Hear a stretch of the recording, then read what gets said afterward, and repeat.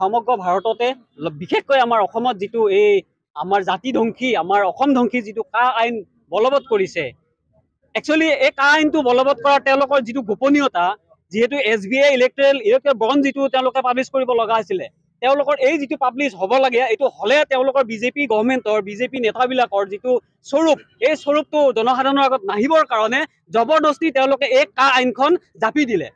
আৰু এতিয়া আমি ষ্টেটমেণ্ট পাইছোঁ 39 লাখ অলৰেডি ভাৰতত হিন্দু বাংলাদেশী সোমাই আছে আৰু এই সোমাই থকা হিন্দু বাংলাদেশীখিনি 39 লাখ যিখিনি আছে তেওঁলোকক এতিয়া বাহিৰৰ পৰা অনাৰ প্ৰয়োজন নাই অলৰেডি 39 লাখ সোমাই আছে এই 39 লাখক তেওঁলোকে কি কৰিব এতিয়া ইমিডিয়েটলি তেওঁলোকে কি কৰিব চিটিজেনশ্বিপ দিব দিয়াৰ লগে লগে কি হ'ব এই বিজেপি গভৰ্ণমেণ্টৰ এই বিজেপিৰ যিখন শোষণকাৰী ইহঁত আছে এওঁলোকৰ ভোট বেংকটো লগে লগে বাঢ়ি গ'ল গতিকে আমি ক'ব বিচাৰিছোঁ আমি দৰং জিলা তৃণমূল কংগ্ৰেছে অসম তৃণমূল কংগ্ৰেছে এই জাতি ধ্বংসী বিধ্বংসী এই যিখন আমাৰ খলনায়ক বুলি ক'ব লাগিব এইখন যিখন আমাৰ এই আইন